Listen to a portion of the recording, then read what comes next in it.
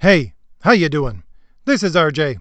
So today I'm going to talk about all of the things combined that I usually talk about. I'm going to talk about a good story and how that good story comes out of the philosophical and the logical. I'm also going to talk about comic books because I would say that a comic book fits very neatly into what I'm going to describe. And at the same time, as I'm always saying, the comic book industry is a very small industry that we have good information on, where we can trace back how these storytelling elements go wrong. And you can take those and apply it to larger industries such as television, movies, novels, etc. And of course, I'm going to talk about hero and the construction of a good hero. Now, before I begin any of that, I want to say that I'm doing this for my subscriber base. Why? Well, for many reasons, one of which is because I've pored over my analytics for the last month or so and started to realize why I'm getting 1/3 to 1/2 less views than I used to.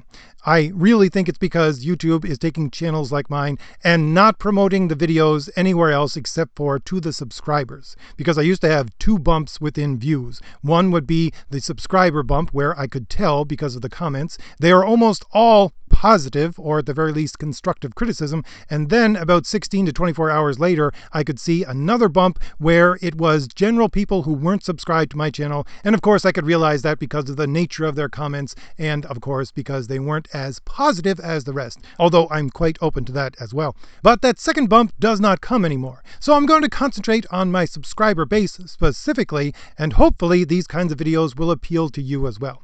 And I just want to say, not only for my channel, but for every channel like mine, if you wish to have these channels that you like grow, the only way that that's going to happen now is if you share those videos. Share them on your social media. If I was to get as many shares as I do likes, that is to say, if everybody who liked my video actually shared the video on their social media, we would be busting through this monopoly on information that big tech has right now. And just to let everybody know, I have been looking into alternatives besides YouTube, just in case. And I will probably go with a couple, but right now I'm just mirroring the new videos on Rumble. And as another quick aside, if you're one of those people who wishes to help promote my graphic novel, link for my graphic novel in the description, where I try and take all of these good story elements and put them into one cohesive good hero story, sharing my videos would be another way to do that. Or at the very least, sharing the link for my graphic novel. And by the way, those images in the background that you are seeing, those are the images from my graphic novel.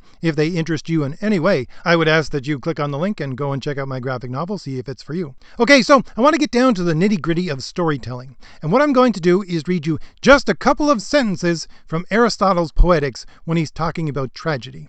And then I'm going to break these sentences down because they are jam-packed with so many things, to try to help understand, both for yourself and myself, how a good story is constructed. Now, I have to say right off the bat, he's talking specifically about tragedy. Now, not all the stories that we are going to look at, and not all the stories that we have today, are certainly tragedy. He's talking about tragedy as opposed to comedy. But there are some kinds of stories which, even he agrees, are not comedy, but are not exactly tragedy either. They are different kinds of drama, but he's not covering those different kinds of drama here. He's talking specifically about tragedy. But I would say that for a good hero story, a tragedy needs to be part of the story, not the complete whole of the story, but part of it. This is where we get our pathos coming in. But I'm getting ahead of myself again. Let's go back to Aristotle and his definition of tragedy and go through the whole thing step by step. By the way, for anyone who wants to know, this is Poetics, chapter 6, basically lines 25 through 30. He says, "A tragedy is the imitation of an action that is serious and also, as having magnitude, complete in itself. In language with pleasurable accessories, each kind brought in separately in the parts of the work. In a dramatic, not in a narrative form, with incidents arousing pity and fear, wherewith to accomplish its catharsis of such emotions." Now, that's a mouthful, so I'm going to go over this line by line, and each of these words is jam-packed with meaning, and show you how this is a good construction of a story.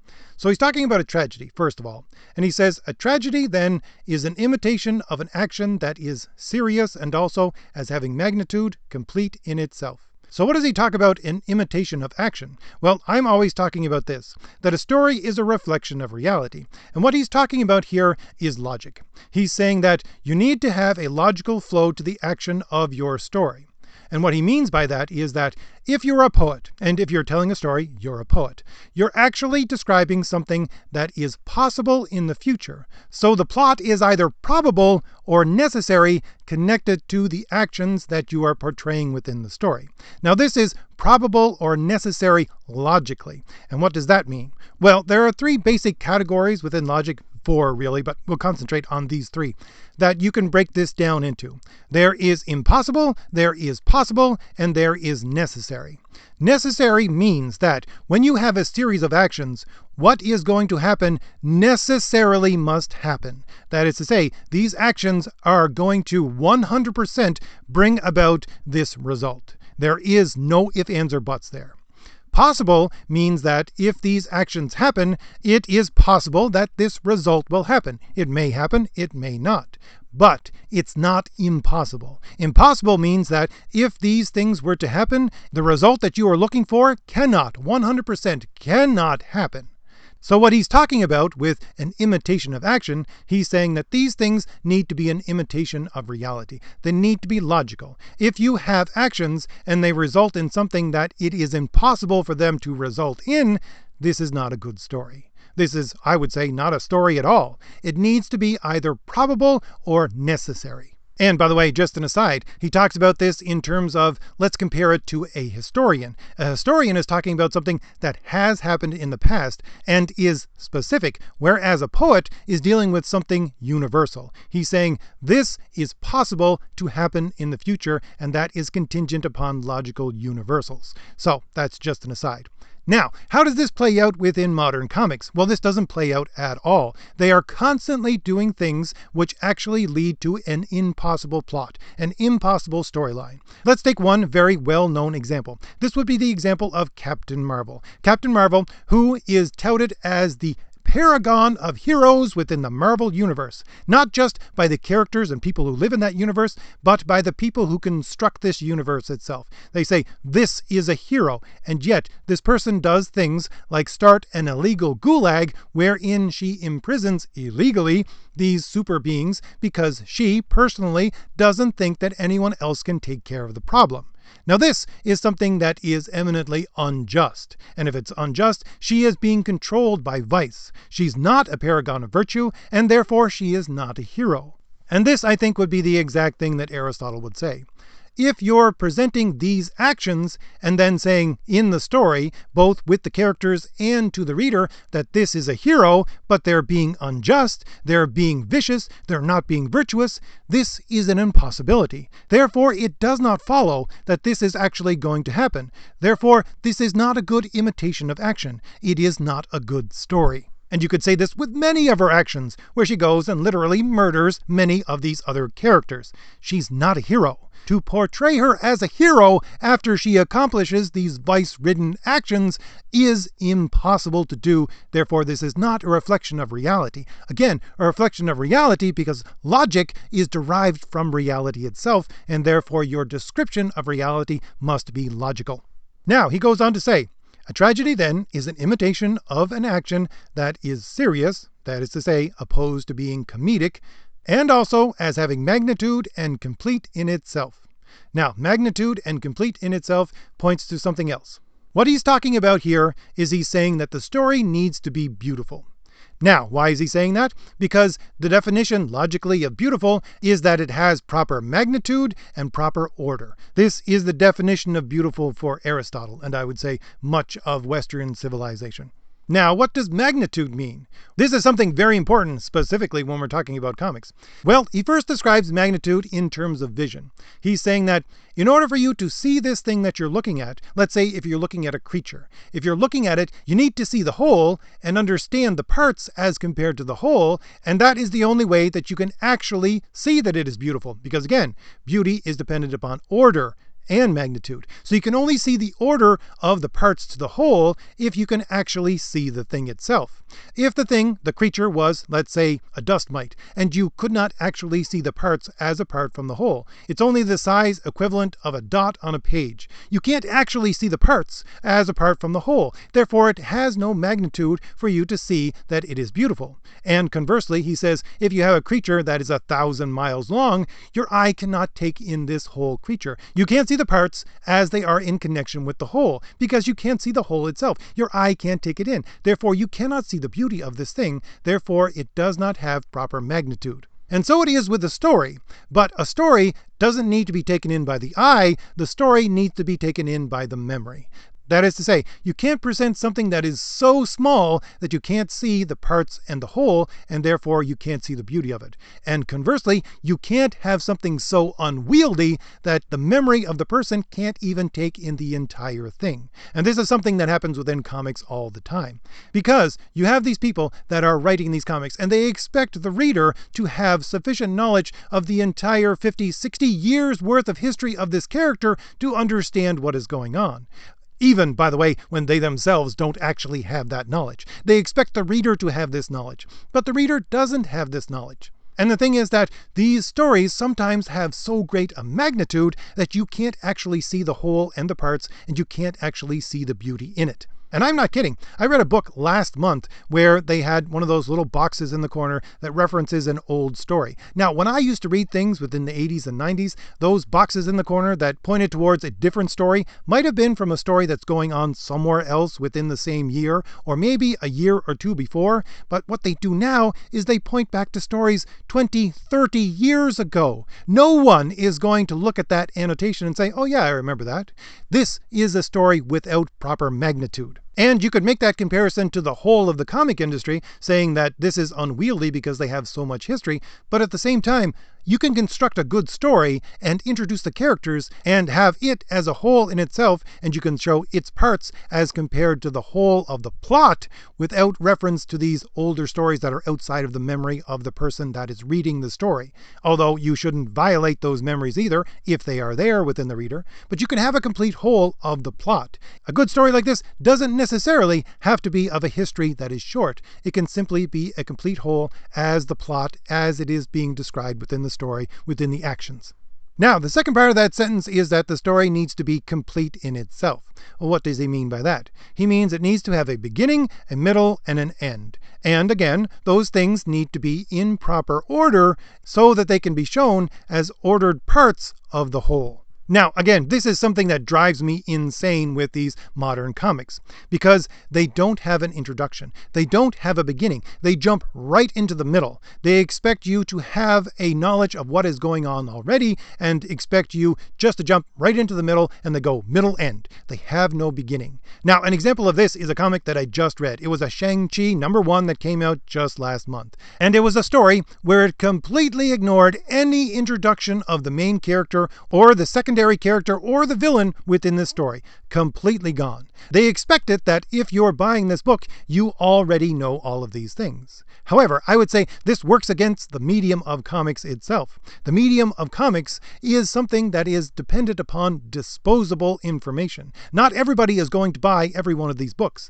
Not everybody is going to know all of the things that are going on in the background. Again, even if they're in the sufficient memory of the person who can read it. But these writers, they expect that the people who pick up this book actually know the character and know everything about them, and therefore they don't have to introduce this character. Which, I must say, is very, very pompous of them, because I've been reading Shang-Chi for, I don't know, since the 70s, and this character that they have right now is not Shang-Chi. This is a completely different character with the same name. But they expect you to have that knowledge of the older character, which they have since obliterated in every form except for name. They expect you to have all of that knowledge and depend upon all of those older things, while at the same time negating all of that history. This is the complete destruction of the history of these characters that many of us are always talking about. But again, at the same time, they depend upon all of that to skip this introduction. So they have these stories that don't have a beginning. They simply have a middle and an end. So they are not complete in itself. And I would say also that these books are based upon stories that all they're trying to do is sell a graphic novel. And they write a graphic novel story and then chop it into bits so that they can stick it in a floppy. But the problem is that they put it in a floppy comic first and then in a graphic novel later. But when they chop it up into those bits, again, what they're doing is putting it in a format that is disposable. Not everyone is going to have all of these parts. And since they're doing that, people are going to be missing part of the whole. And if they're doing that, it's not a good story. If they want to put it into a graphic novel first and in floppies later, that would make more sense. But they're doing this completely backwards, and they're destroying their ability to tell a story that way. That is to say, even if they have a complete whole of a story, because, as I said, many of them are missing an introduction. They're missing a beginning. Therefore, it's not complete. And just to top off what he says within this sentence, it is an imitation of action. Now, why is there a concentration on action? Well, he says it's because a tragedy, a story of this kind, is dependent upon the plot. The heart and soul of the story is the plot, but the plot itself depends upon the action. The plot is actually the combination of all of those actions. And to give it a logical comparison, the plot is the ends to which the actions are leading you. And just as the actions build up the plot, the characters build up the actions. And also, just as the characters build up the actions, the morality within those characters actually define the characteristics of those characters that allow you to see who these characters are, where they are situated in your mind, whether they're a hero, whether they're a villain, whether they're an everyman, whether they're just part of the scenery, and therefore you can actually place some understanding of your own upon these characters and understand what they are doing to drive the actions along. Now, let's move on to the second part. He says in the second part, it is told in language with pleasurable accessories, each kind brought in separately in the parts of the work in a dramatic, not in a narrative form. Now, these separate parts for him, he's talking about according to a tragic play, where you have all these choral odes and everything else. But I would say the same thing can be put into something like comics. I would say there are 4 different ways which things can be expressed in this pleasurable way. You can have word balloons, you can have thought balloons, you can have an omnipotent narration, and you can have narration by the characters. These are 4 different ways, and to put those in a pleasurable way is to put them in, again, in an ordered way that you can understand them. However, 2 of these things have been obliterated from modern comics. Those would be thought balloons and omnipotent narration. Why? Because you have, again, these quote-unquote progressive people who are actually trying to construct these stories, and those things, that omnipotent narration and the ability to see people's thoughts, can't be there because it gives too much of a definition to the story for people to hang their hat on. Because you have comic people, comic nerds, saying, look, you had this. It was stated here by the narrator, or here within the thoughts of the person. They said this. Therefore, what you are putting into the story now is completely opposite of what is actually supposed to be happening. One of these examples would be the fact that they have turned Bobby Drake Iceman gay and say he was always that way. No, he wasn't always that way. I read his thoughts throughout 30, 40 years of history. He was not that way. He talked about in his own thoughts being deeply in love with certain women. So, what you're actually saying is contrary to everything that came before. So, of course, they have to obliterate these things because everything needs to be squishy. Everything in the story needs to be interpreted in a subjective way and has to have such a malleability to it that they can completely obliterate it in a future story if they wish it to be there. Now, this is something complete opposite of what Aristotle says, having pleasurable accessories. These accessories are not pleasurable at all. They are so squishy, they are so subjective that you can interpret them a million different ways, and they're built to be that way, and therefore they have no pleasure to them. Because again, they have no beauty, they have no order as compared to a whole. And also he says, brought in separately in the parts of the work. And there is a book that I read recently, which is an example of the complete obliteration of this idea as well. I just reviewed An Amazing Spider-Man, and there was so much character narration, and it was going over so many different parts of a story with different characters in different places with different things going on, and yet the same narrator, I can't even tell who was narrating after a while. This was not brought in with any kind of order. I could not follow who was actually narrating this and how it would have any impact on these separate stories that they know nothing about and were happening parallel to the actions which they themselves were taking part in. This is not something which has an ordered progression. And then he finally says, in a dramatic, not in a narrative form. And this is something which is key, because I'm always talking about the fact that you have these modern comics, these modern stories where you have these characters which are simply ideas in a mask. And I'm not talking about them being in a superhero mask. I'm talking about the fact that these are ideas that are in the mask of being a character. They're not actually characters. And what they are giving to you is narration. They're narrating to you their ideas, what they are in themselves. They're not actually characters. But again, a good story, as he says, needs to be dramatic. And the dramatic is brought about by actions. And again, actions are informed by the characters and their moral positioning in one way or another. And this also leads back to the part of the complete whole and the lack of a beginning with many of the introductions of these stories. Because what the writers are trying to do is saying, look, you have this character and they're a person of color, or they're of such and such a sexuality, therefore that's just code for them being moral and good people, therefore we don't have to introduce any of these characters at all, because you already know, because of the color of their skin or who they sleep with, that they're actually a moral character.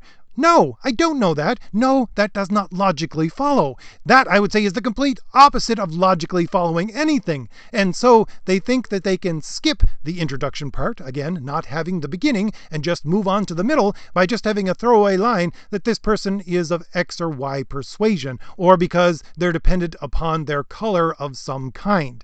And usually it's brought about by them making a statement. This is, again, narration, not a dramatic event. It's not a drama. It is not something that is brought about by action and the characters themselves. It's just a narrative form. And again, that makes a bad story.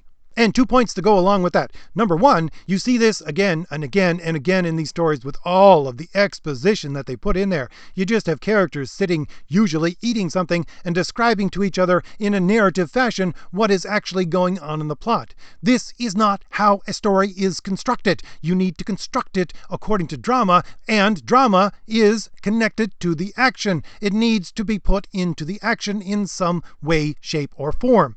And secondary to that, I just want to point out that sometimes these things are stuck in and don't actually mean to drive the plot along at all. Again, it is the prompting of the political ideology of the people who are actually writing this. And to go back to the idea that the story needs to be a complete whole, if they're shoving in things that don't actually belong to the plot and are extraneous, these things which are just political ideas that are coming from the mouth of the reader that have nothing to do with the plot, this is something that is extra to the complete whole and is destructive of the storytelling as well. Because again, you're looking at these parts and going, how does this part fit? I don't understand how this part fits. It is not fitting according to the whole as I can see. And of course, you're becoming confused, and therefore the thing is not beautiful to you because you cannot see the order of the parts to the whole.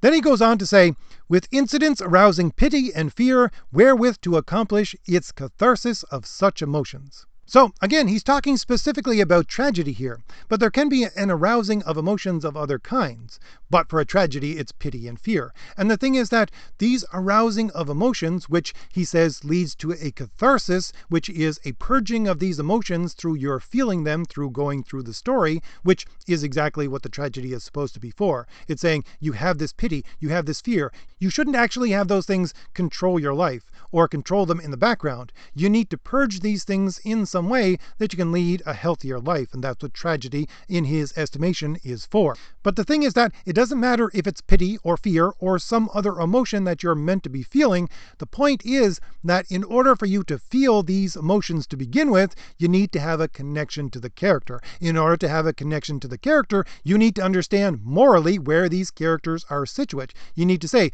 this is a good guy, this is a bad guy, this is an everyman, this is a person who is just part of the scenery. You need to understand that. Those are brought about by the description of the character, which are brought about by their actions and what they say, think, or do. And therefore, when they go through these actions that make up the plot, you're actually affected emotionally by understanding your connection to these characters. And again, that connection is brought about by the thing being a complete whole that is brought about in a logical reflection of reality.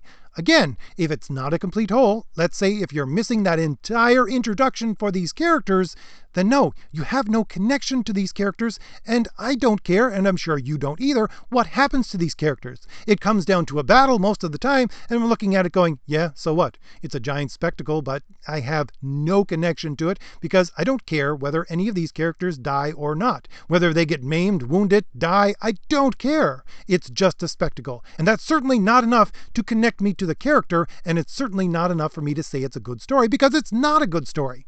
And again, this connection with these characters needs to be in the way that it is either possible or necessary. It needs to be in a way that follows logically according to reality, not according to some progressive ideology which says that if you do X, this is going to happen as Y. And you're looking at reality going, no, I'm sorry, that's not the way it happens. That's not the way reality is. Even if you want to say over and over and over again, Marvel, that Marvel is the world outside your window, we're just a reflection of reality. No, you're not. Those stories are not any kind of reflection of reality at all. This is not the way actual human beings interact. You writers at Marvel don't even understand the first thing about human interaction. Therefore, these things that you're putting down on a page don't possibly or necessarily follow from what these people are doing, these characters are doing. Therefore, there is a disconnect between you and them. Because again, they're destroying any connection that allows you to see what this character is, how they act, where this is morally coming from, and how this connects to you. Now, I actually have a whole lot more to say on the subject, but this video is getting too long as it is. And this is just a couple of sentences from Aristotle's description of what a tragedy is. So I want to tie it up by saying this idea of a tragedy, this is connected very much with the story of a hero. Although I would have to say that in his description of a tragedy, he's saying it is not an actual hero that I'm always talking about, which is a paragon of virtue. He's going back to the very older definition of a hero, where you have this person, this warrior, who is a representative of the people of the place where he's from. That is to say, when you get back into early Greek history, where you had two armies and they would come together and the generals would say, hey, how's about instead of us attacking each other and both of our armies getting almost completely destroyed, how's about you pick your best man and I'll pick my best man and they'll battle it out. And whoever wins, wins. If your guy wins, we are subject to you. If our guy wins, you are subject to us. This is the old idea of a hero. And this was an idea of a hero because everybody's hopes were pinned upon this one man. Everybody, not just the soldiers and the rest of the army, but everybody within the country were pinning their hopes upon this one man. He had to win or they would become slaves to their enemies.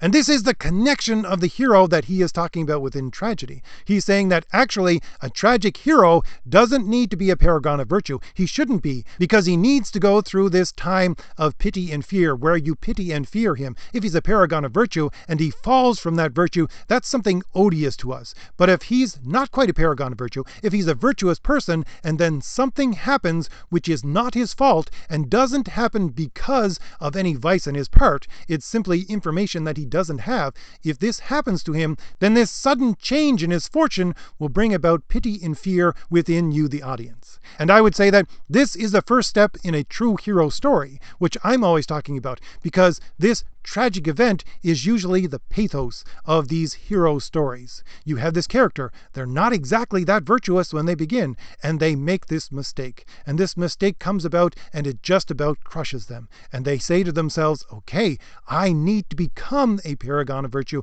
if I actually wish to live up to the responsibility of the things that I have taken onto myself. And so this idea of a true paragon of virtue, he needs to go through this tragedy first. So all of this that I have described, which is good storytelling, all of this which is a reflection of reality and told in this very ordered way, this is necessary for you to actually see a hero on a page. In order for you to see a true hero, you need to have, as Aristotle would say, a beautiful story. So, if I've given you anything new to think about, hit like, hit the shield in the lower right-hand corner of your screen to subscribe, and leave me a comment. Tell me what you think about all this. And, as always, I would ask that if you wish to see this type of story, or at the very least an attempt at this kind of a story, go to the link in the description, click on it so you can check out my graphic novel, which I am trying to base upon all of these ideas of a good story, and see if it appeals to you in any way. Alright, I'll see you later. Bye.